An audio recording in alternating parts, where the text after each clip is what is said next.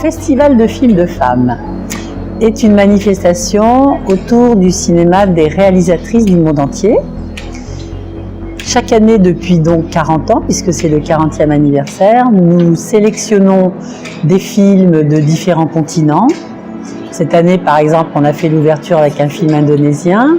Il y a des films espagnols, canadiens, américains, argentins, chiliens, d'Europe, beaucoup d'Europe cette année, puisqu'on a une section spéciale sur l'Europe. Et en général, on a à la fois des réalisatrices confirmées, comme Margaret von Trotta, qui est une grande réalisatrice allemande, et de très jeunes réalisatrices qui présentent leur premier film. Donc c'est un festival qui réunit pas mal de générations différentes.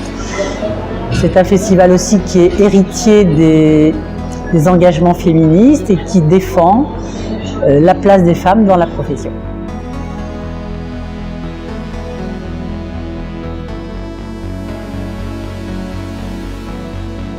Quand on a créé ce festival, il n'y avait absolument aucun espace pour les réalisatrices françaises ou allemandes ou espagnoles pour montrer leurs films. Aucun grand festival comme Cannes ou comme Venise ou comme Berlin ne proposait des séances avec des films de réalisatrices.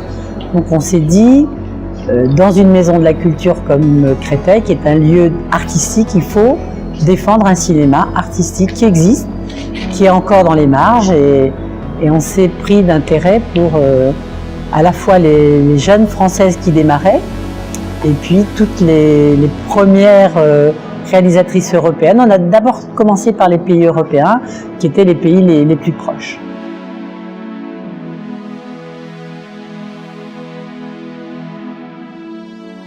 L'une des missions du festival, c'est de mettre en relation un cinéma réalisé par des femmes qui n'a pas encore une visibilité importante et un plus large public. Ça veut dire que le label du festival est de mettre en avant les réalisatrices, mais on veut s'adresser à un public mixte. Pour que la société reconnaisse la place des femmes, je crois qu'il faut que hommes et femmes se rencontrent et que les hommes notamment évoluent et soient curieux aussi des films des réalisatrices. Donc c'est un festival mixte au niveau de son public.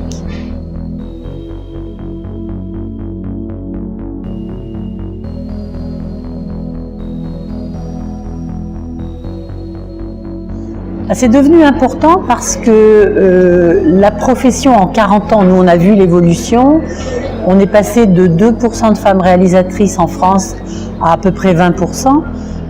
On voudrait atteindre quand même 50%, c'est-à-dire que les femmes puissent bénéficier des mêmes budgets, des mêmes aides pour leur premier film ou leur deuxième film, soient sélectionnées dans les grands festivals.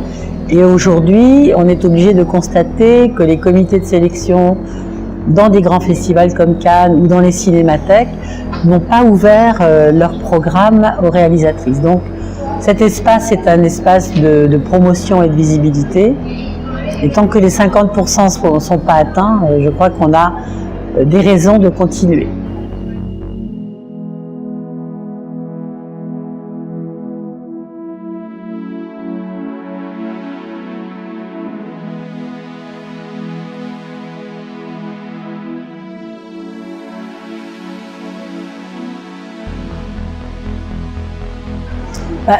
Je pense qu'on a la chance quand même d'avoir été entendu par la ministre de la Culture, Madame Françoise Nyssen, qui a décidé cette année, très récemment, de défendre la politique des quotas au niveau du cinéma. Ça veut dire que les commissions d'avance sur recettes du CNC, qui est l'organisme qui finance le cinéma français, établissent un pourcentage 50-50 des budgets.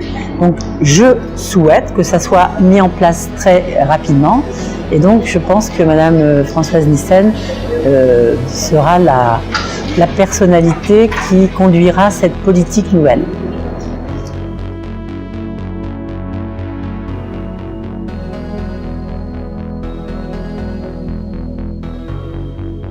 On a ouvert cette année un espace nouveau qui s'appelle le Village Lab cinématographique.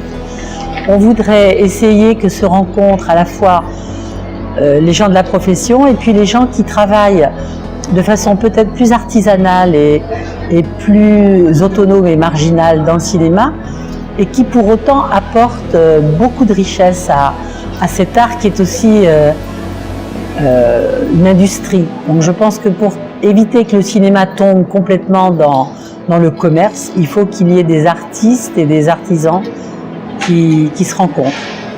Et c'est ce qu'on essaye de faire.